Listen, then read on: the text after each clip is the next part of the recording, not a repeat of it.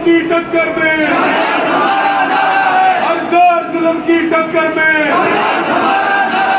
जय जवान, जय जवान,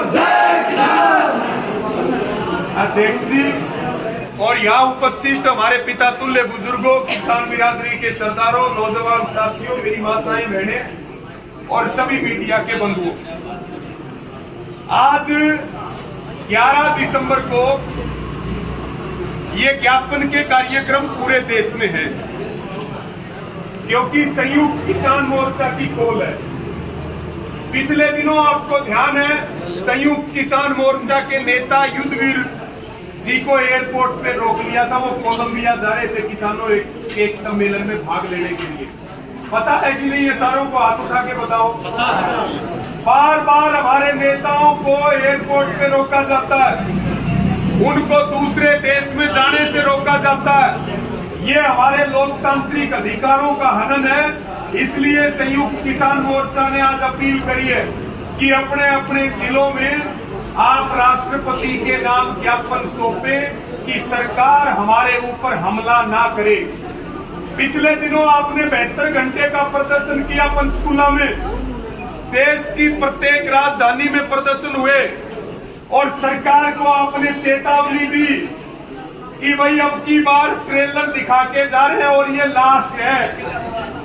72 घंटे का ट्रेलर दिखाया था, लेकिन सरकार को ये चेतावनी देकर के आए थे कि या तो एमएसपी सहित हमारी सभी मांगे पूरी कर लो और नहीं तो लोकसभा चुनाव से पहले पूरी फिल्म दिखाएंगे, दोबारा आंदोलन पर जाएंगे, किसान पीछे नहीं हटेगा।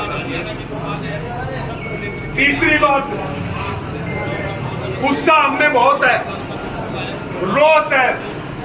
जेपी दलाल ने अभी जो बोला, अभी गिगड़ाऊ में महापंचायत हुई, आप में से कौन कौन गया था? एक बार हाथ उठा करके बताओ, हाथ उठा करके बताओ। वहां लोहारू गिगड़ाऊ कौन कौन गया था और वहां पे क्या फैसला लिया था जेपी दलाल के खिलाफ? पहला फैसला कि पूरे हरियाणा में कोई भी राजनीतिक कार्यक्रम जेपी दलाल का होगा उसका विरोध करेंगे, उसका बाइकाट करेंगे, उसका बहिष्कार करेंगे। दूसरा फैसला, दूसरी अपील करी थी कि भाई कोई भी ब्याह शादी और खुशी के मौके पे जो बहन बेटियों की इज्जत नहीं जानते, जो लोग जिनके अंग्रेजों की आत्मा जिनमें बढ़ रही, क्योंकि बीजेपी वालों के पुरखे अंग्रेजों की मुखबरी करते थे और वो उनकी आत्मा भी इनमें बढ़ रही है बीजेपी वालों में। ये कह रहे हैं कि किसानों की बहुएं और बेटियां भागी हुई हैं और हम ये कह रहे हैं कि भाई जेपी दलाल का और बीजेपी वालों का हम जिक्र करने लगे तो पूरी दुनिया में उनको मुंह छिपाने के लिए जगह नहीं मिलेगी, लेकिन बहन बेटियां सबकी बराबर होती है। तो दो फैसले तो ये हुए, पहला बाइकाट करेंगे, दूसरा अपील करी भाई इसने मत बुलाओ, और तीसरा ढेला जुर्माना समझो हो नहीं समझो सारे इस तक गुंडा को सामाजिक दंड हो गए। और हमारी मांग क्या थी? भाई जेपी दलाल माफी मांग ले सार्वजनिक रूप से, लेकिन उसने माफी नहीं मांगी, उसने अपनी कब्र खोदी है बहन बेटियों पे हमला करके। और ये हमें संकल्प लेना चाहिए कि इसी कब्र में जेपी दलाल को इस चुनाव में 1000 फुट का खड्डा खोद के जिंदा दफन करेंगे, तब आत्मा को शांति मिलेगी। राजनीतिक हत्या होगी जेपी दलाल की। ये लोग समाज में बैठने लायक नहीं है।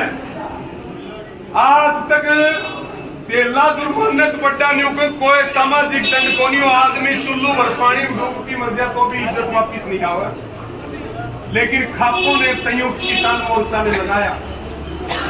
अब यहाँ जब आ रहे थे आज, बताओ भाई हम शांति से रहने वाले लोग हैं या अशांति फैलाने वाले लोग हैं?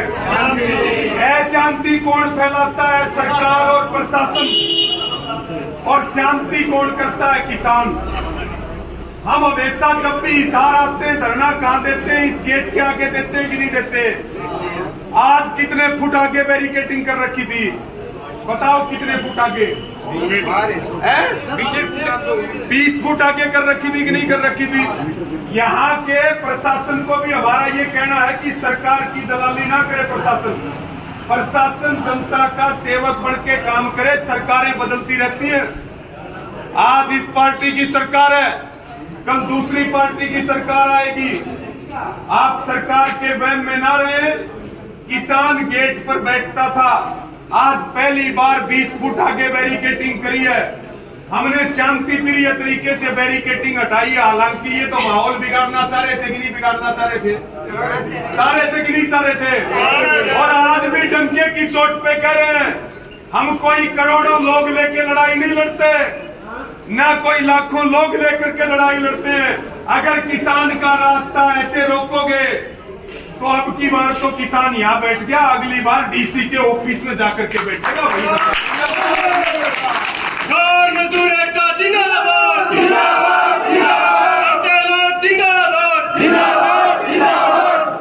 हम धूप में बैठ के परेशान हो लिए। अब की बार रास्ता रोका तो अब आगे से धरने एसी कमरों में चलेंगे, एसी कमरों में पीछे नहीं हटेंगे, बता देते हैं। अनुशासन, लॉ एंड ऑर्डर की जिम्मेवारी है प्रशासन की, लेकिन हरियाणा में ये नहीं पता कि प्रशासन कौन चला रहा है, सरकार कौन चला रहा है। हरियाणा में सरकार नहीं चल रही, सर्कस चल रहा है। अब ये 5 स्टेट में चुनाव भी जीत गए। हाँ,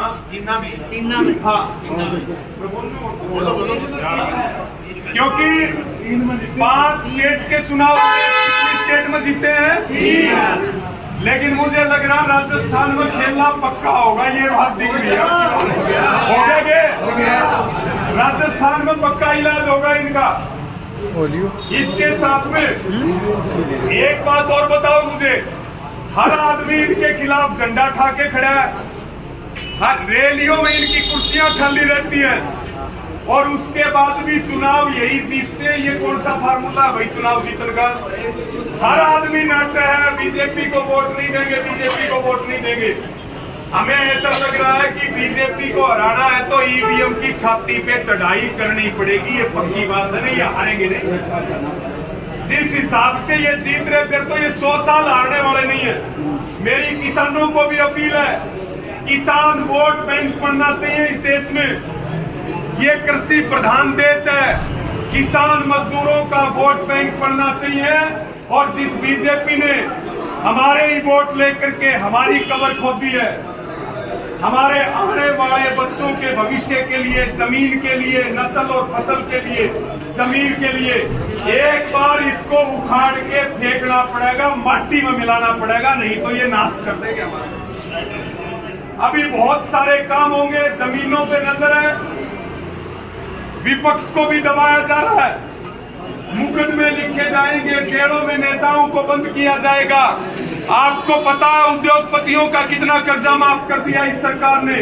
25 लाख करोड़ नहीं, कितने लाख करोड़?